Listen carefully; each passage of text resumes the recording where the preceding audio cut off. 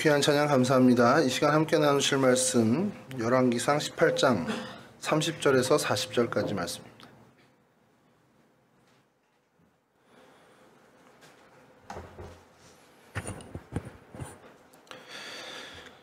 좀 길지만 저랑 한 절씩 교독하도록 하겠습니다. 열왕기상 18장 30에서 40절까지입니다.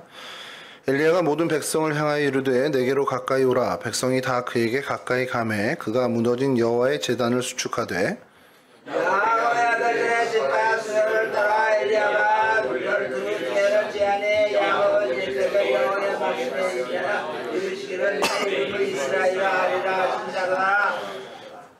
그가 여호와의 이름을 의지하여 그 돌로 제단을 쌓고 제단을 돌아가며 곡식 종자 두 스아를 둘 만한 도랑을 만들고 나무를 거두어 소나기에 합을 싸서 나무 위에 이르되 동대에 물을 채우다가 번제물과 나무 위에 구우라 하고 또 이르되 다시 그리하라 하여 다시 그리하니 또 이르되 세 번째로 그리하라 하여 세 번째로 그리하니 물이 제단으로 돌아오르고 도랑에도 물이 가득 찼더라. 저녁 소재 드릴 때에 이르러 선지자 엘리야가 나아가서 말하되 아브라함과 이삭과 이스라엘의 하나님 여호와여 주께서 이스라엘 중에 하나님이신 것과 내가 주의 종인 것과 내가 주의 말씀대로 이 모든 일을 행하는 것을 오늘 알게 하옵소서. 여호와여 내게 응답하옵소서. 내게 응답하옵소서. 이 백성에게 주의 여호와는 하나님이신 것과 저는 그들의 마음을 대신심을 알게 하옵소서 하매 이에 여호와의 불이 내려서 번제물과 나무와 돌과 흙을 태우고 그 또랑의 물을 핥은지라. 모든 백성이 보고 엎드려 말하되 여호와는 하나님이시로다. 여호와는 하나님이시로다 하니 함께 하시죠. 엘리야가 그들에게 이르되 바알의 선지자를 잡되 그들 중 하나도 도망하지 못하게 하라 하매 곧 잡은지라. 엘리야가 그들을 기손 시내로 내려다가 거기서 죽이니라. 아멘. 예, 오늘 저희가 살펴볼 성경의 장소는 기손강입니다. 기손강이 뭐 좀 들어는 많이 보셨을 것 같은데요. 오늘 저희가 읽은 본문 마지막 절 40절에 이제 기손 시내로 내려가서 거기서 죽이니라라는 이제 요 사건이 좀 벌어진 장소이기도 합니다. 기손강은 뭐 키손이라고 이제 뭐 발음을 해야 되는 게 좀 정확한 히브리어 발음인데 굴곡이다, 그러니까 굽이치다라는 뜻을 갖고 있는 단어입니다. 아마도 이 강이다 보니까 이렇게 굽이 흘러서 그러다 보니까 이제 굽이치다라는 단어를 붙인 것인지 아니면 이게 어원이 있거든요. 원어가 있거든요. 이제 원어는 이제 좀 이따 다시 한번 설명드리겠지만 덫을 놓다라는 뭐 이제 올가매다 뭐 이런 뜻을 갖고 있는 코쉬라는 단어에서 이제 나온 겁니다. 뭐 의미가 뭐지 곡선을 그리다 보니까 이렇게 올무를 이렇게 치는 어떤 그런 것들이 뭐 이제 되는 것 같아요. 그러니까 단어상으로만 보면 이제 어떤 그런 의미에서 이제 기손이라는 명칭이 들은 것 같고요. 뭐 수원지가 뭐 예닌이란 곳이라고 이렇게 사전을 보면 쫙 나오는데 이렇게 뭐 설명드려야 뭐 무슨 말씀인지 모를 것 같고 그래서 지도를 좀 봐야 될 것 같습니다. 첫 번째 지도를 좀 띄워주시면 이게 기손강을 이렇게 좀 검색을 하면 여기가 떠요. 이게 뭐냐면 기손강 관리국입니다. 여기가 이제 이쪽이 표시되어 있는 데가. 여러분 이게 어디쯤인지 대충 이제 아시겠죠? 갈릴리 호수가 있고 거기서 서쪽으로 쭉 가면 이제 지중해 그쪽에 우리나라 포항처럼 이렇게 뾰족 튀어나온 데가 있잖아요. 기억력이 좋으신 분들은 아마 저쪽이 예전에 저희가 이제 지명 얘기하면서 어느 산을 얘기했었는데 예, 갈멜산이 이 근처에 있습니다. 예, 여기 뭐 마운틴 갈멜이라고 있죠. 내셔널 파크가 있습니다. 이게 그러니까 갈멜산이 여기다 점을 찍을 수가 없는 게 저희도 뭐 북한산만 해도 구파발 쪽에서 올라가는 데가 있고 뭐 수유리에서 올라가는 데가 이렇게 여럿이잖아요. 그러니까 산이 이렇게 널찍하단 말이에요. 그러니까 요 근처에 갈멜산 정상이 있고 거기서 이렇게 북쪽 변에 기손강이 지중해와 이제 만나는 곳이 있습니다.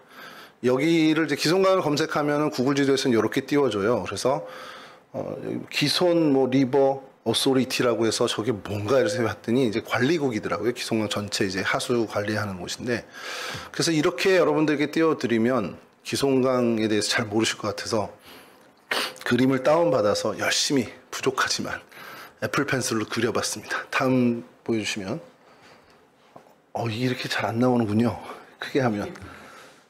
이렇게 표시점들 좀 보이죠? 저기 아까 제일 큰 데가 기송강 관리국이고요. 예, 제일 위쪽이. 그리고 중간중간에 이렇게 저희 내비게이션 표시를 해놨잖아요. 여기 이제 기송강 흐름 줄기를 따라서 계속 그려놓은 빨간 줄입니다. 아, 다른 색으로 했어야 되나 보던데요. 그러니까 그 첫 지점으로 가면 저희들이 좀 잘 알 수 있는, 예, 다시 그냥 처음 크게 해주세요. 첫 사진으로. 예. 방준사님이 이렇게 확대했다. 제일 밑에 이렇게 점 찍은 거 보이시죠? 저희가 이스라엘 평야 끝자락의 길보아산입니다. 그래서 길보아산이면 여러분 잘 아시는 사건이, 아직 저희가 기억을 하고 있어서 얼마 안 가서 길보아산 할 것 같은데, 사울 왕과 요나단이 이제 죽은 곳이죠. 그 마지막 전투에서 죽은 곳인데, 그 길보아산에서 이제 흘러내려온 물들이 사실 처음 거의 수원지가 되는 것 같은 역할을 합니다.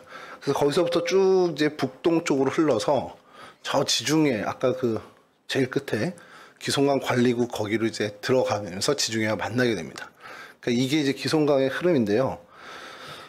이 기송강이 참, 저희가 이렇게 왜 역사를 보면서 서울에서 드러난 일들 막 이런 거 보면서 한강은 다 알고 있다 뭐 이렇게 저희가 표현하는 약간 시적인 표현들이 있잖아요. 그것처럼 기송강 이 주변으로도 참 많은 일들이 일어났습니다. 근데 이 기손시내 기송강을 명칭하면서 거기서 일어난 사건은 사실 오늘 저희가 살펴본 엘리사와 바알 선지자들의 대결이 있었고, 거기서 이제 기손시내에서 죽이게 된 사건이 있고요. 또 하나는 이제 사사기에 저희가 한 번은 다뤄봤습니다만, 드보라와 바락이 가나안 양 야솔, 그리고 그 군대장은 시스락과의 전투에서 크게 이기는, 그 철병거들을 이기는 그 사건이 기손 시내에서 이제 벌어지는 일입니다.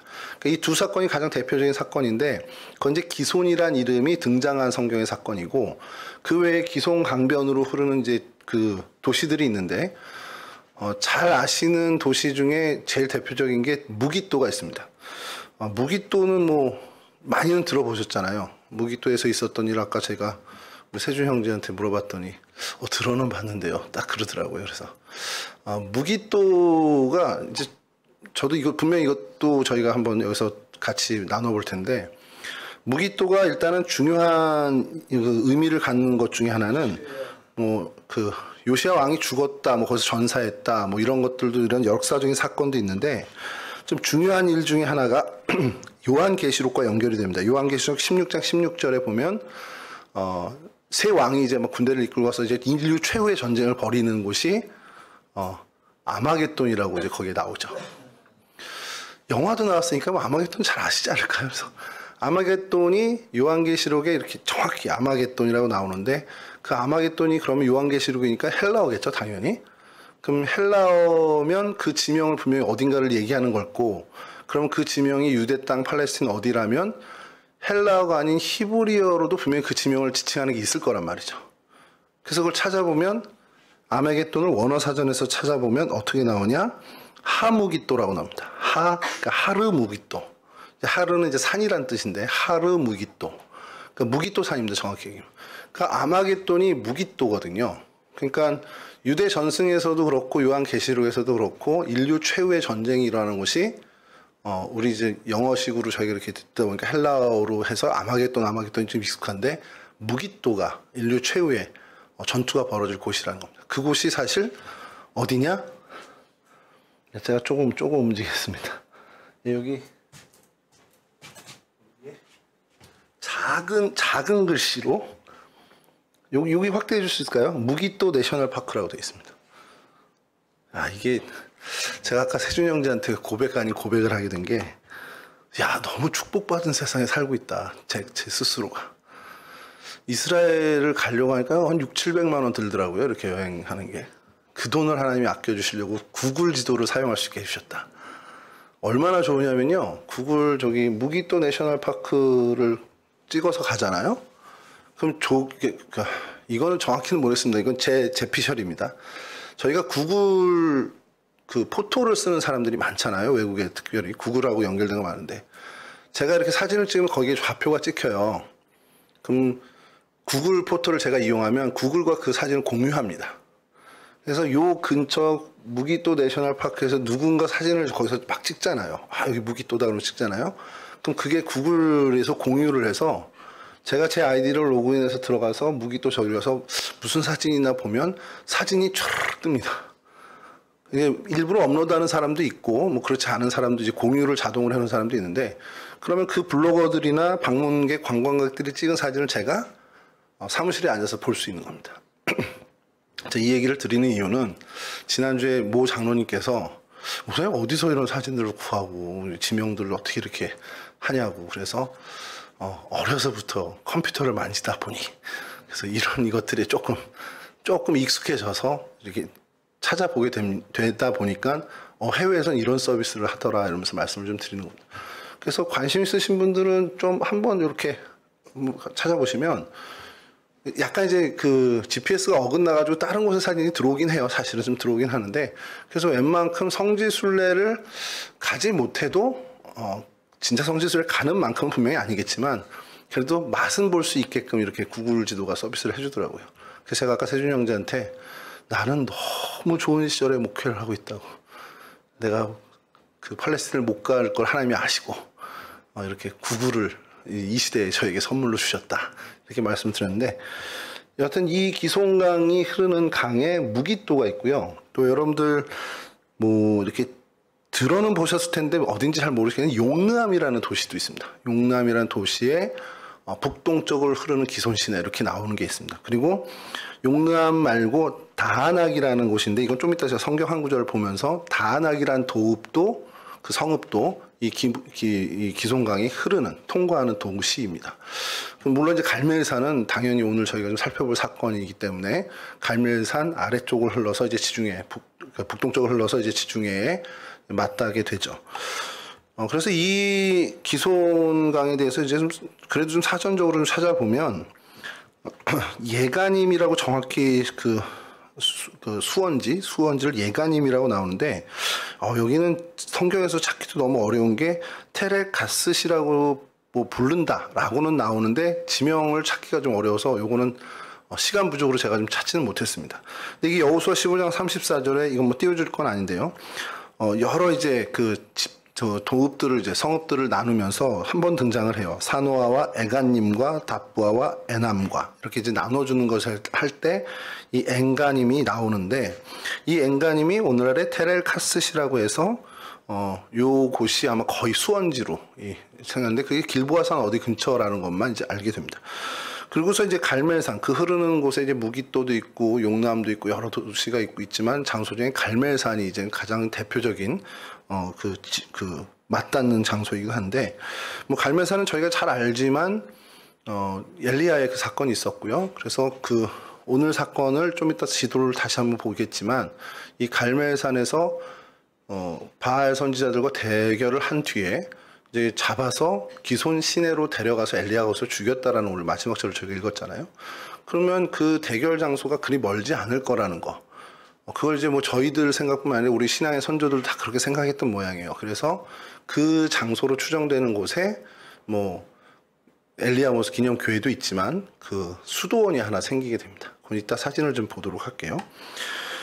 그래서 뭐 이게 그 기손강이 아까 그 길보아산에서부터 이렇게 지중해까지 오는 도중에 많은 지류들이 또 거기 합류를 합니다. 그러니까 저희 나라처럼 이렇게 한강이 흐르는데 여러 이렇게 뭐 중랑천도 들어오고 뭐 청계천도 들어오고 이렇게 되잖아요. 그러니까 그런 식으로 많은 지류들이 합류를 해서 오는데, 이게 저희가 기손강 그러면서 이제 보니까 이게 저희가 먼저 떠오르는 게 한강을 떠올리게 돼요. 저도 그렇고. 근데 우리 계속해서 살펴봤지만 이 동네의 강 자체가 그런 모습이 아닙니다. 그래서 사진을 좀 보시면,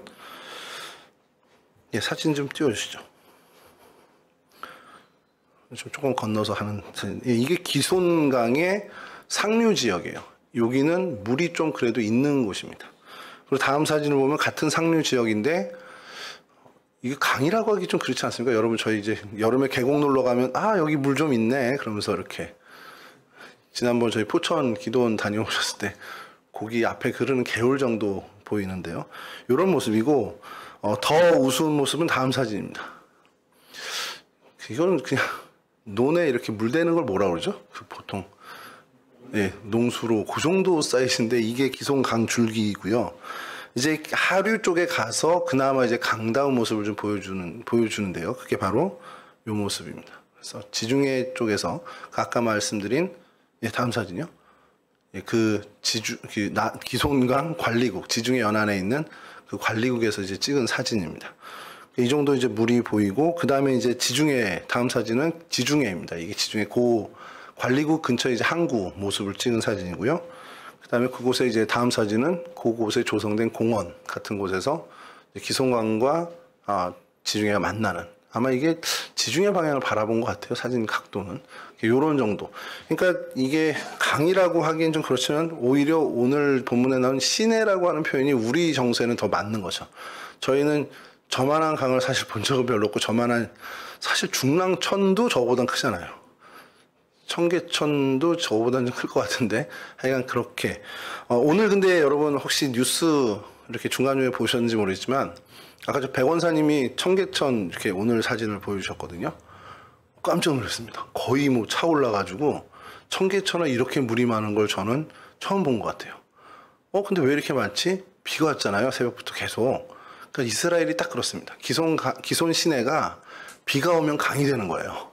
그래서 와디라고 좀 표현을 하는데 그런 물줄기들이 무수히 많고 이제 그런 것들이 모여서 하류 쪽은 그래도 어쨌든 물이 어느 정도 있는데 중부나 이제 상류나 중류쯤에는 비가 많이 오면 물이 많이 불고 거의 안 오면 아주 그냥 거의 뭐 흐르지 않다시피 하는 그런 모습이다 보니 한글 선용으로 번역할 때 강이라고 번역을 하는 게 좀 민망했던 것 같아요. 그래서 기손 시내로 한 것이 아닌가라는 좀 그런 성경학자들의 얘기들이 있더라고요. 그래서 이 성경 안에 이 부분들, 이제 기손에 대해서 좀 얘기 나온 것들을 좀 살펴보려고 하면 먼저 이제 사사기 5장 21절에 기손강에 대해서 이렇게 표현하고 있습니다. 사사기 5장 21절에 기손강은 그 무리를 표류시켰으니 이 기손강은 옛 강이라 내 영혼아 내가 힘있는 자를 밟았도다.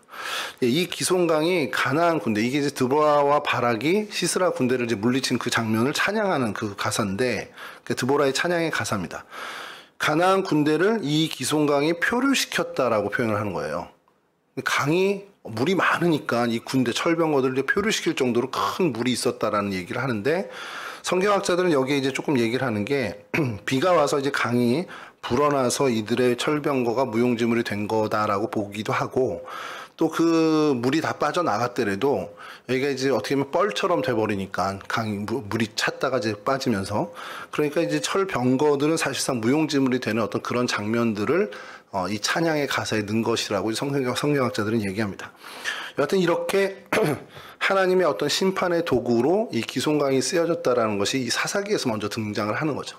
그래서 기손강이 굉장히 이제 심판의 어떤 그런 어떤 아이콘이라고 해야 되나요? 심판의 어떤 그 이미지를 갖게 된 것이 이 사사기의 사건뿐만 아니라 오늘 엘리야의 사건, 계속해서 이 기손강이 이런 어떤 이미지를 갖게 됩니다.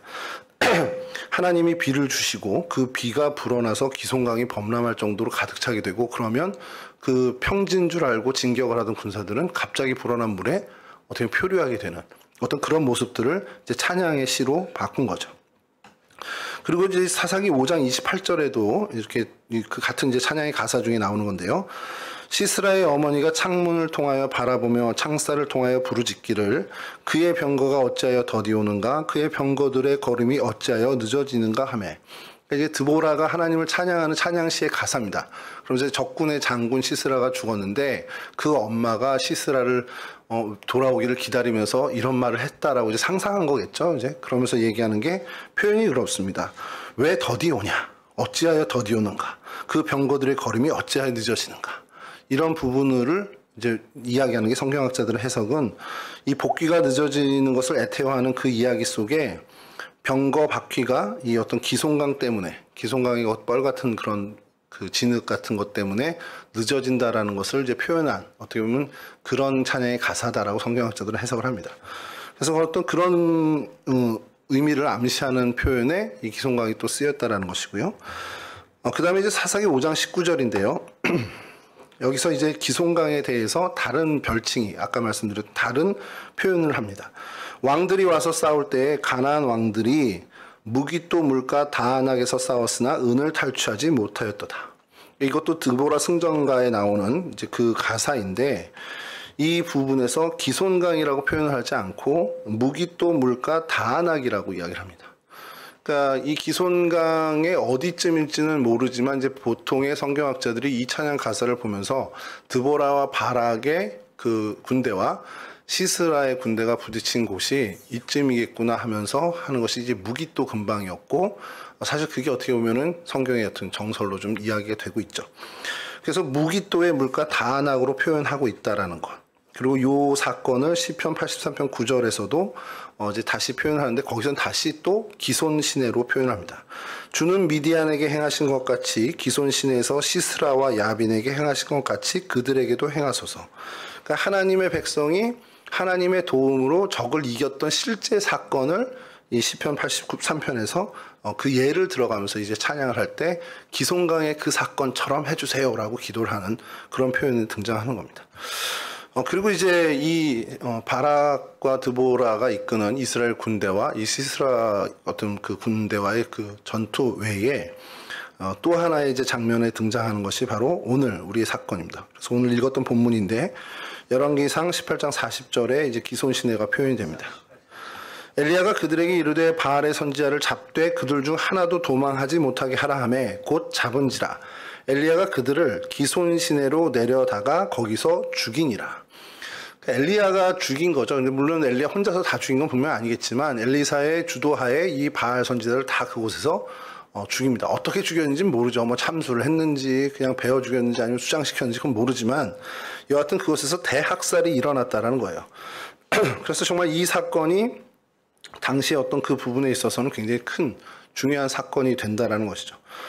그래서 그 위치를 아까도 말씀드린 것처럼, 그러면 갈멜산에서 전투를 하고, 그래서 바알 선지자들, 이제 아세라 선지자가 한 850명을 그 자리에서 잡았는데, 그럼 기손 시내까지 데려가는 게 뭐 몇 킬로를 데려가진 않았을 거라는 거죠. 그래서 쭉 내려간 곳이 기손 시내에 인접한 곳에서 이 대결이 있었겠구나라고 생각하면서 성경학자들, 성경 고고학자들이 연구를 한 겁니다. 그래서 그 다음 사진을 좀 띄워주시면, 그 이제 저희가 사진 본 것 전의 사진, 지도에 흐름이 있고 이제 한 곳을, 여기 빨간 게 이제 기손강 흐름, 아까 그 사진이고요. 제가 한 번 더 움직이겠습니다. 여기 파란 거, 이렇게 동그라미 친, 파란 동그라미 친 곳 두 곳이 있습니다. 그 바로 위에 동그라미가 갈멜산 수도원이에요. 이게 글씨가 안 보입니다만 어쨌든 칼멜라이트 모나스터리 이렇게 해서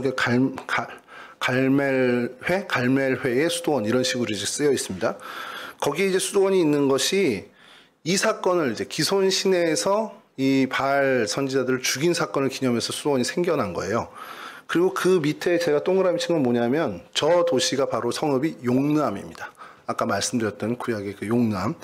그 기손강을 이제 검색하고 찾아보면 용르암 북동쪽을 관통해 흐르는 강이 이렇게 나오거든요. 이제 그 용르암이 여기고, 뭐 용르암도 또 이제 성경에서도 여러 번 등장하는 도시긴 합니다만, 그래서 이 수도원이 생긴 것이 이곳에서 그 하나님의 심판, 바알 선지자들을 향한 하나님의 심판이 있었다라고 추정해서 그곳에 이제 수도원이 생겨난 거고, 물론 이제 갈멜산에서 어디서 전투가 일어나는지 잘 모르겠습니다만, 아무도 모르죠. 근데 그 위쪽 이제 산 중턱을 넘어가는 그쪽에서는 엘리야 기념교회, 저희 한번 갈멜산을 다룰 때 한번 했었습니다. 그래서 엘리야가 이렇게 칼 들고 이렇게 동상 있는 그 사진, 오늘 좀 준비를 했어야 되는데 기억을 못 하신 걸 생각을 못 했네요. 기억하시리라 믿고 이제 엘리야가 이렇게 딱 칼을 들고 쫙 서 있는 그 동상이 있는 곳이 있는데, 기억나시죠? 감사합니다. 그곳, 기억이 나는 게 좋은 게 아닌데 저한테. 어쨌든 갈멜산을 다룰 때 그곳에서 아마 그런 대결이 있었을 것이라고 추정하고, 거기서 얼마 안 떨어진 이곳에 이 수도원을 지은 게 여기서 하나님의 심판, 바알 선지자를 향한 심판이 있었을 것이다라고 해서 일어난 거죠. 뭐 그 밑에 아까 보셨던 무기또도 그 근처에 있고요. 이렇게 갈멜산 아래 이 기손 시내에서 바알 선지자를 대학살하는 그 일이 벌어지고, 오늘 저희들이 좀 나누려고 하는 사건이 바로 이 사건입니다. 기손의 어원을 좀 다시 말씀드리면, 그 코프레에다가 그 홀렘 와우라고 해야 되나? 이제 배운 지가 하도 오래돼가지고 코프레에다가 이렇게 홀렘의 와우를 찍으면 홀렘 와우 하면 홀렘을 찍고 와우를 하면 오 발음이 되는 거죠. 예, 그리고 쉬니까 코쉬가 되는 거예요. 그러니까 그 코쉬가 뜻이 덫이랍니다.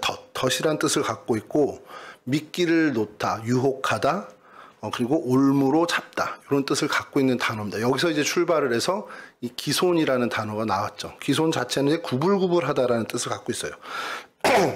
그래서 이 강이 구불구불해서 기손이 된 것이라는 설도 있고요. 이 어원이 코쉬에서 나왔기 때문에 그 기손 강에서 이런 하나님의 심판들, 하나님께서 이들에게 덫을 놓고 올무로 잡고 그래서 하나님의 심판이 임했기 때문에 이 강을 기손강이라고 했다라는 설도 있습니다. 여하튼 뭐가 됐는지 모르지만 이곳에서 분명히 일어난 일들 두 가지 다 드보라와 바락이 가나안의 야빈 군대장관 시스라가 이끄는 군대를 격파한 사건도 또 오늘 바알 선지자들을 처형한 이 사건도 결국엔 하나님이 심판, 하나님의 능력으로 그들을 무찌르는 사건이 된 것은 맞다라는 거죠. 그래서 이 기손강이 하나님의 심판을 상징하는 어떤 그러한 장소, 그런 어떤 아이콘이 되었다라는 것을 저희가 좀 생각하면서 오늘 이 사건을 좀 볼 텐데요.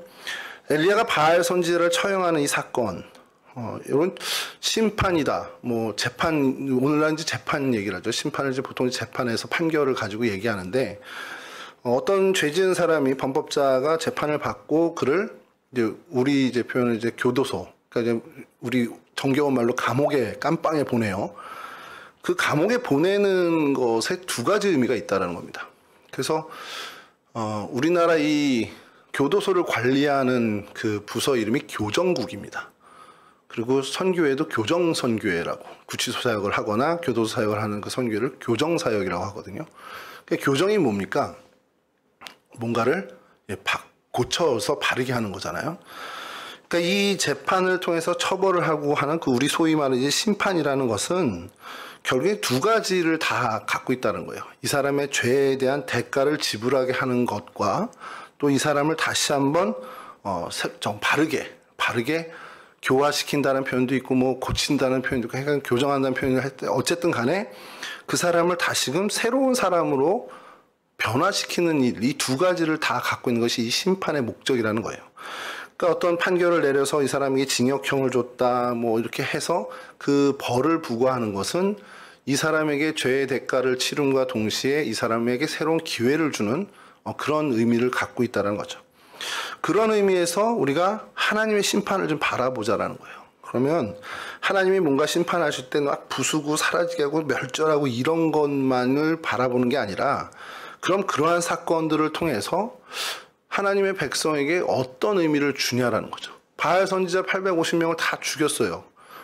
그들에게 새로운 기회를 주는 건 분명히 아니지만 이 하나님의 놀라운 심판을 목격한 이스라엘 백성들, 그러면 그들은 무슨 생각을 했겠냐는 거예요. 저 죽은 바알 선지자들이 죽는 게 내가 죽어야 되는 것을 분명히 알았을 거라는 거예요.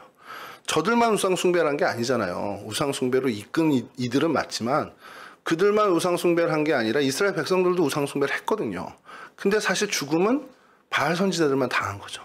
그 심판을 목격하면서 자신들의 죄가가 저렇게 정말 두려운, 어떻게 보면 하나님의 그 분노를 일으킬 만한 행실이라는 것을 알고 그 대가에 대해서 생각을 하고요. 그러면 그것을 처형하고 우리를 살려주신 것을 통해서 내가 새롭게 다시 한번 내 마음을 다시 한번 생각하고 고쳐야겠구나라는 자기 성찰이 생길 수 있다라는 겁니다. 그 심판이 주는 이제 순기능이 그렇다라는 거예요. 그래서 엘리야와 바알 선지자의 대결, 그리고 기손강에 이르러서 그 바알 선지자들을 죽이는, 어떻게 보면 학살하는 그런 과정을 통해서 분명히 하나님이 주시는 중요한 교훈을 저희들도 얻어야 한다는 겁니다. 이스라엘이 항상 우상숭배 유혹을 받아왔죠. 가나안에 입성한 이후부터 뭐 끝날까지 그들은 계속해서 이 가나안 우상숭배에 대한 위협 그리고 유혹을 받아왔습니다. 그리고 그 중에 가장 큰 위협이 바알신이었습니다. 그래서 오늘 좀 바알에 대해서 좀 여러분 말씀을 좀 드리고 싶은 게, 바알신은 농경 문화에 너무 딱 맞아 떨어지는 신이었어요. 그러니까 봄이 되면 바알이 부활을 합니다. 그러니까 온 천지가 다 같이 새싹이 돋아나는 거죠. 그래서 이 부활로 인해서 새싹이 파릇파릇 돋는 그런 어떤 모습이 사람들이 보면서 아, 바알이 부활했구나, 이렇게 본다라는 거예요. 그리고 농작물이 계속해서 자라나고 풍요롭게 되는 것, 이 모든 것, 그리고 비가 때 맞춰서 오고 하는 이 모든 것들이 이 바알과 여신 아세라의 결합에 의해서 온다라는, 그 결합으로 인해서 그런 생산들이 일어난다라고 믿었던 종교가 바알 종교였습니다. 그래서 바알 신화 이런 것을 이제 읽어보면 어떻게 보면 농경 문화에 너무 최적화되어 있는 거죠. 봄이 되고 여름이 되고 가을에 거지를 하고 겨울에 이제 바알이 잠들고, 이런 어떤 모든 것들이 너무 맞춰졌습니다. 그러니까 여러분, 이거를 역으로 생각해 보면 바알 신이 이래서 자연이 이렇게 돌아가는 게 아니라, 자연이 돌아가는 그 모습을 사람들이 보고 아, 신이 있다면 이렇게 되겠구나라는 순전한 인간의 상상과 생각에서 나온 그냥 그런 신의 형태, 신의 모습, 그러니까 신이 있다면 이렇겠구나라는 농경 문화의 그냥 상상이라는 거예요. 그러니까 이게 뭐냐면 실존하는 신이 전혀 아니라는 겁니다. 실존하는 신이 아니고 그냥 사람들이 농경 문화에 가장 맞춘 그런 어떤 상상력으로 만들어낸 신이라는 거죠. 이런 바알의 어떤 그 우상 문화, 이것을 하나님께서 심판하시고자 이제 엘리사를 통해서 이 일을 이루셨다는 겁니다. 하나님은 이 세상을 만드신 창조의 하나님이시죠. 그 모든 자연 법칙, 아까 바알에게 적용됐던 그 모든 일들, 봄이 되면 새싹이 솟아나고 여름에 자라고 가을에 거지하는 이 모든 것들이 하나님이 만드신 자연 법칙이고, 그 하나님의 질서 안에서 움직이도록 하게, 또 하나님이 그 움직이는 운용을 실제로 하신 그 일에서 일어난 것인데, 그러니까 이 모든 생명을 부여하는 건 하나님인데 이스라엘 백성들이 전혀 그걸 인정하지 않는 거예요. 하나님이 하셨음에도 하나님이 한 거를 인정하지 않고, 아, 이건 다 바알이 한 거야, 이런 식으로 엉뚱한 곳에 가서 그 바알을 섬기는 모습이 하나님의 마음에 어떻게 보면 들지 않은, 하나님의 분노를 일으키게 한 일이 됐다는 겁니다. 하나님은 자연을 해석한 인간의 생각에서 출발한 신이 아니죠. 오히려 자연을 만드시고 더 풍성하게 하기 위해서 지금도 계속 일하시는 하나님이십니다. 그러니까 언뜻 보면 하나님과 바알이 이렇게 대결한, 갈멜 산에서 대결한 것처럼 보이지만, 그냥 그렇게 우리는 어떤 약간 이야기식으로 신화적으로 얘기를 하는데, 그래서 신들의 전쟁 뭐 이렇게 얘기를 하는데 전혀 그건 아니라는 거예요. 정말 팩트는 엘리야와 바알 선지자 800명, 바알과 아세라 선지자 850명, 이 대결은 사실 대결이라고 하는 게 아니라 무지몽매한 그 사람들에게 실존하는 하나님을 보여주는 사건이라는 거예요. 대결 자체가 아니라. 그러니까 아니, 없는데 대결이 안 되는 거잖아요. 뭐가 있어야 대결을 하죠. 아예 없는, 존재가 없는 그냥 바알, 그냥 사람들이 만들어 놓은 그냥 개념일 뿐인데, 이 사람들은 그 개념 안에 놀아나니까 하나님이 엘리야를 통해서 실존하는 하나님의 모습을 보여주시기 위해서 이 사건을 벌이신 거지, 무슨 바알이 이렇게 능력 있고 뭐 그래서 힘의 대결, 이게 아니라는 겁니다. 존재하지도 않는 이 신을 섬긴다고 하면서 이스라엘 백성들이 정말 봤을 때, 근데 이게 참 굉장히 비주얼한 것이, 왕과 왕후가 버티고 있잖아요. 그리고 거짓 선지자들이 어쨌든 바알과 아세라 선지자들이 엄청나게 많은 숫자, 여기 850명 뿐만이 아닙니다. 이후에 또 예후가 막 다 불러들여서 이제 처단하는 그 이야기를 보면 역시 숨어있는 사람들도 여전히 많이 있죠. 그래서 정말 그렇게 뭔가 있어 보이고 막강해 보이는 신의 위용을 자랑하는 바알이었어요. 그러니까 이스라엘 백성들은 뭔가 있겠거니 하고서 그 바알에게 마음을 뺏기게 된 겁니다. 반면에 유일하게 정말 실존하는 살아계신 하나님은 엘리야 혼자 버티고 있는 모습인 거예요. 그러니까 되게 초라하죠. 엘리야의 행색이 그렇게 화려했겠습니까? 요즘 돈 많은 사람들이 플렉스 한다고 하는 그런 모습도 분명히 아니었을 거고, 그냥 어떤 촌동네 사람의 모습이었을 거란 말이에요. 그러니까 그런 모습으로 서 있으니 백성들 눈에는 그냥 여호와 하나님, 그가 얘기하는 여호와 하나님, 그렇게 위력적으로 보이지 않았을 거라는 거예요. 그러니까 이런 비주얼 대결에서 도무지 게임이 안 되는 겁니다. 비주얼한, 그러니까 신 자체의 모습이 아니라 그 신을 추종하는 사람들의 모습이 너무 비주얼적으로 차이가 크게 나니까 백성들은 어쨌든 좀 막강해 보이고 힘 있어 보이는 그런 쪽으로 마음이 쏠릴 수밖에 없다라는 거죠. 그래서 이 현상만 보고 그 이면의 세계를 알지 못하는 사람들, 오늘날도 마찬가지입니다. 모든 그런 사람들은 보이는 것에 사실 집착하게 되고 보이는 것에 사로잡힐 수밖에 없다는 겁니다. 그러니까 그 이면에 뭔가 있다라는 얘기를 조금 듣게 되면 보이는 건 이게 맞는 것 같은데 라면서 머뭇머뭇하게 되는 것이죠. 자, 그래서 이 사건의 좀 배경을 좀 더 찾아보면 이 왜 그럼 대결을 이렇게 엘리야랑 바알이 시작하게 됐냐? 뭐 성경을 읽어봐서 다 아시겠지만 실제로 그 하나님의 심판이 하나님이 이제 드러나는 그 이 사건 말고 이전에 하나님이 이스라엘 백성들의 우상 숭배 때문에 심판을 내리시는 게 그게 가뭄의 심판을 내리셔요. 그 3년의 가뭄이 일어납니다. 북이스라엘에 이제 오므리가 이제 시므리가 이제 반란하고 막 왕을 죽인 것, 바하사 가문을 죽인 것을 보고선 7일 만에 그 시므리를 제거하면서 오므리 왕조를 세워요.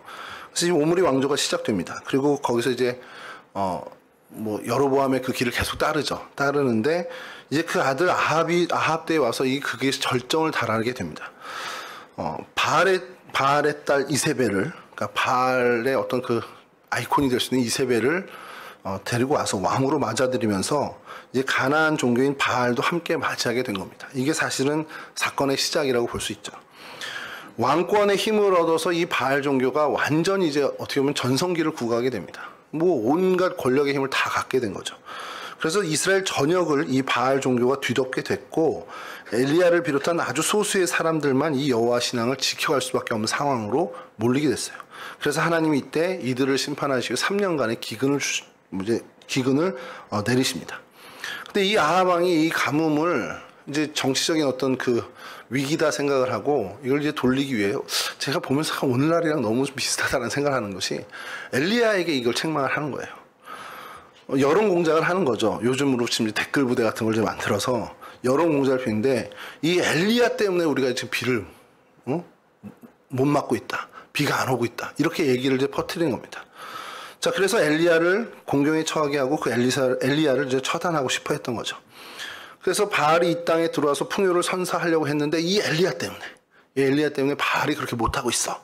이런 음해를 하기 시작한 거고, 이게 뭐 시대를 막론하고 계속 그러는 것이 로마 시대도 마찬가지잖아요. 그리스도인들이 사회를 혼란하게 한다고 막 누명을 씌우고 음해하는 것과 같은 그런 것이죠. 근데 이제 엘리야는 반대로 얘기하는 거죠. 이스라엘 너희들이 하나님을 섬기는 그 신앙을 버렸기 때문에 하나님이 가뭄을 주신 것이다. 이제 그렇게 주장하는 거예요. 이제 역공을 한 겁니다. 그러니까 이제 그럼 진짜 누구 말이 맞냐라고 해서 이 대결이 성사가 되게 된 거예요. 이게 이제 그 배경이고, 뭐 결과는 뭐 과정과 결과는 너무 잘 알지만 18장 21절 열왕기상 18장 21절에 엘리야가 모든 백성에게 가까이 나아가 이르되, 이제 이 대결에 앞서서 하는 얘기입니다. 너희가 어느 때까지 둘 사이에 머뭇머뭇 하려느냐? 여호와가 만일 하나님이면 그를 따르고 바알이 만일 하나님이면 그를 따를지니라 하니 백성이 말 한마디도 대답하지 아니하는지라. 그러니까 이때까지도 이스라엘 백성들은 머뭇머뭇하고 있는 겁니다. 어디 결단을 못하고. 그러니까 이런 머뭇머뭇하는 이스라엘 백성에게 하나님이 실존하신 하나님을 보여줄 필요가 있었던 거죠. 자, 그래서 엘리야가 이제 제안한 것이 이 본문 말씀처럼 여호와가 진짜 참된 하나님이냐 바알이 하나님이냐라는 것을 보고 너희들이 보고 나서 결정해라 이거예요. 그래서 여호와 하나님께서 진짜 참신이면 이 여호와 하나님 이제 따라야 되지 않겠냐, 이제 그 얘기를 이제 건네는 거죠. 굉장히 합리적인 제안입니다.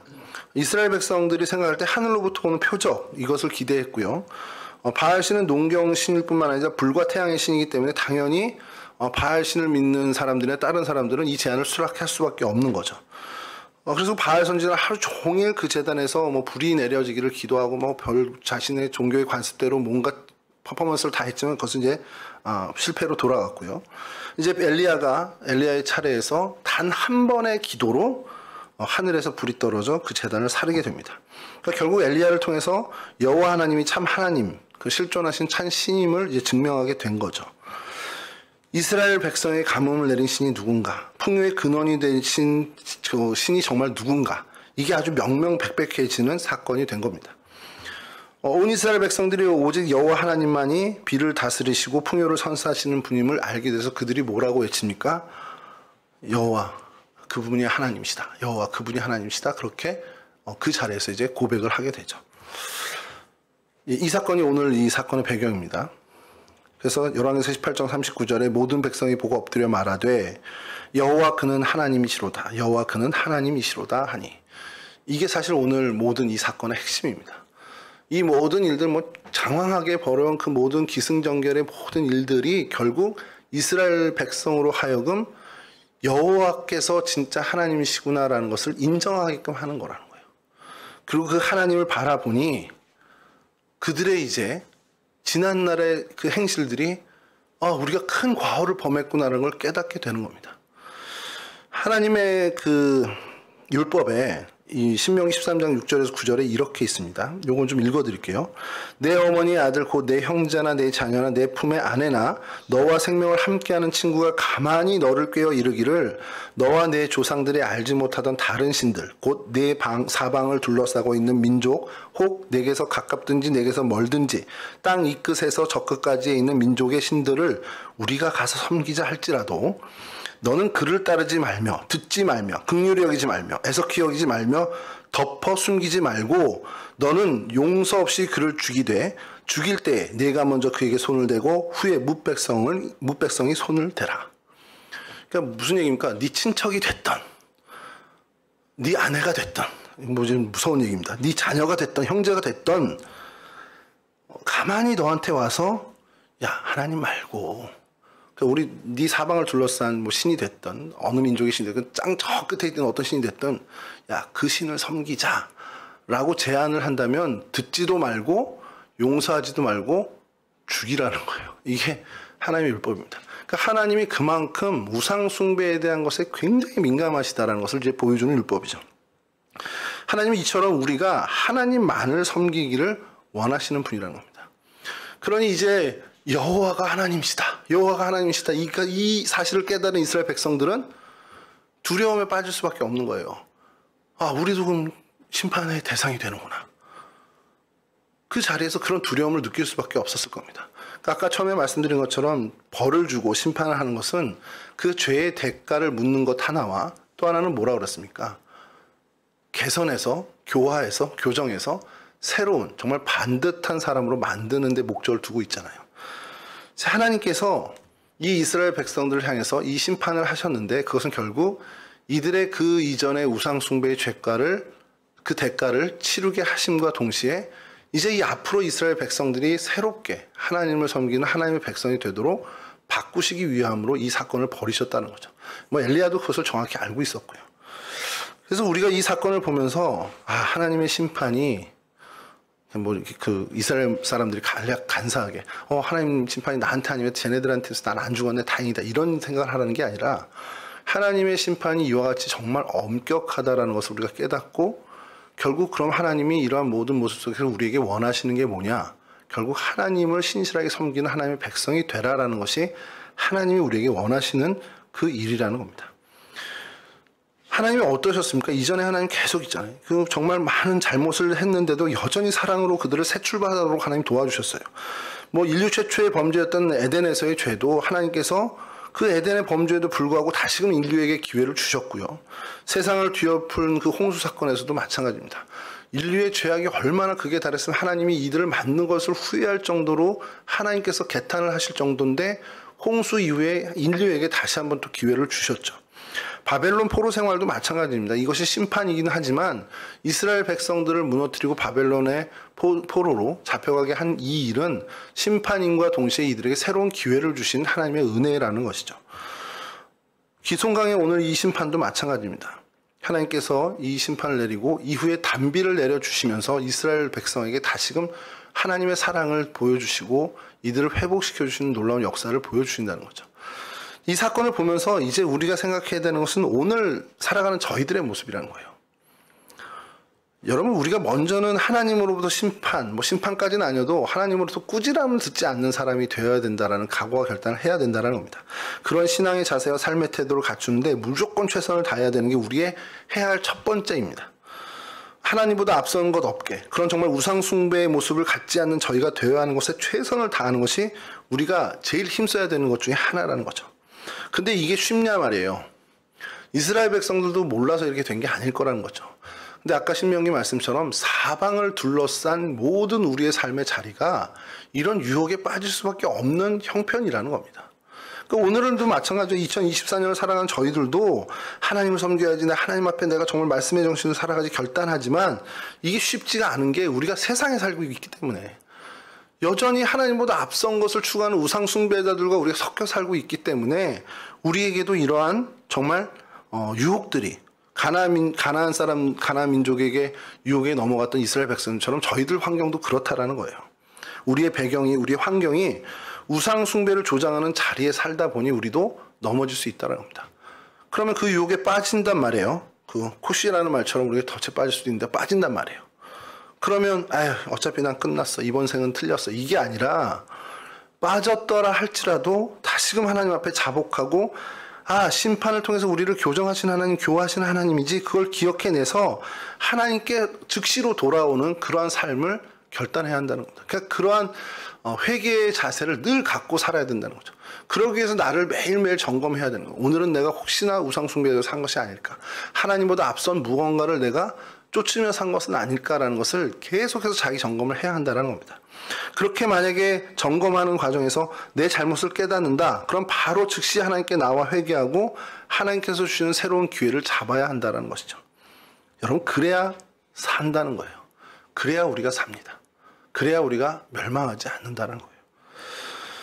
우리의 잘못을 꾸짖으시나 늘 사랑으로 감싸 안으시고 새로운 기회를 주신 하나님, 그 하나님께 더욱더 가까이 나가는 저희들이 되어야 한다는 겁니다. 말씀 마칠게요. 우리 안에 하나님보다 앞선 우상이 없기를 바랍니다. 하나님보다 앞선 우상을 부술 수 있는 저희가 될 수 있기를 바라고요. 새로운 기회를 주신 하나님의 사랑을 늘 힘입어서 유혹과 미혹이 있는 세상에서 혹 넘어짐과 걸림이 있다 하더라도 즉시로 하나님께 돌아오는 회개의 삶을 사는 저희들 되게 하시고 그런 일들을 통해서 정말 반듯한 그리스도인으로 하나님 백성으로 신실히 살아가는 저와 여러분 될 수 있기를 주님의 이름으로 간절히 축원합니다. 우리 찬송하시고 우리 마치도록 하겠습니다.